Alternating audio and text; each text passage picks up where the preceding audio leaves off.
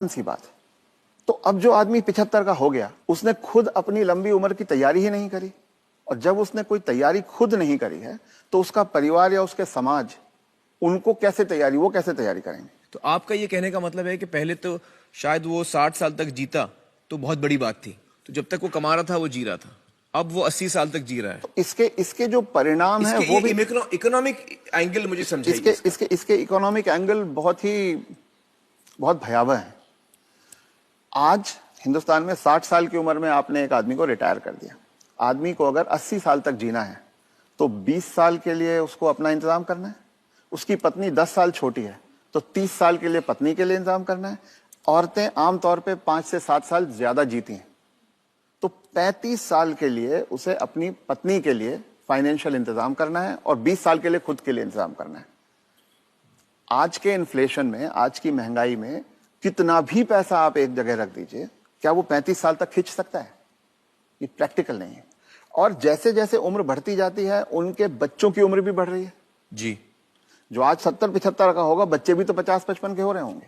वो अपना बुढ़ापा देखेंगे, वो अपनी लड़की की शादी देखेंगे, वो अपने मकान की किस्त चुकाएंगे। तो जो पीढ़ियों के बीच की जो दूरियां हैं वो बढ़ती जाती हैं। ये इकोनॉमिक वजह से बढ़ रही है। इकोनॉमिक वजह से बढ़ रही हैं। तो अब वो जो कॉन्सेप्ट है कि 60 साल की उम्र में हम रिटायर हो जाएं, उससे बाहर निकलना होगा। जब तक शरीर साथ देता है काम करते रहना है और 2 पैसे कमाते रहना है जी। कुछ करके किसी तरह से अपनी आर्थिक स्वतंत्रता को कायम रखना चाहिए, जितने ज्यादा से ज्यादा समय तक हम रख सकते हैं। अपने आप को वोकल रखना भी बहुत ज्यादा जरूरी है। अगर मेरी परवाह मेरे परिवार वाले नहीं कर रहे हैं और अगर अड़ोसी पड़ोसी इस बात को जान जाएं तो कोई भी बुजुर्ग कभी भी किसी परेशानी का सामना नहीं करता, क्योंकि तो चुप ना रहें। रथ साहब ये कह रहे हैं कि चुप ना रहें। अगर आपके बच्चे आपके साथ व्यवहार ठीक नहीं कर रहे हैं, सबको बताएं। तो आप सबको बताएं जी।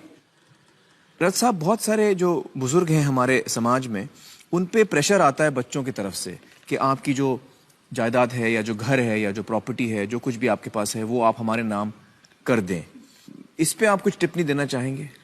पहला ये कि किसी भी हालत में आपके पास जो भी धन संपदा है, जो भी आपके पास आर्थिक साधन है, वो जब तक आप और आपकी पत्नी जीवित हैं किसी और के हाथ नहीं जाना चाहिए। कितना भी प्यार करते किसी के नाम पे नहीं जाना चाहिए, किसी बच्चे, किसी बहू, किसी पोते, किसी के नाम पे ना जाए, कितना भी आप प्यार करते हो। क्योंकि जब तक अगली पीढ़ी को पिछली पीढ़ी का सामान कुछ मिलता नहीं है तब तक वो उनकी इज्जत करते रहते हैं। वो हाथ पांव भी दबाएंगे, वो अस्पताल भी ले जाएंगे, वो दवा दारू भी करेंगे।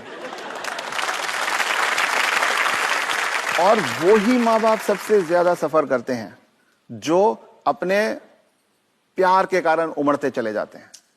मेरा बेटा, मेरी बेटी, मेरी बहू, मेरा पोता, जो ये मेरा मेरा करना जिसने शुरू किया, बस वहीं से उनके दुर्गति के दिन शुरू हो जाते हैं।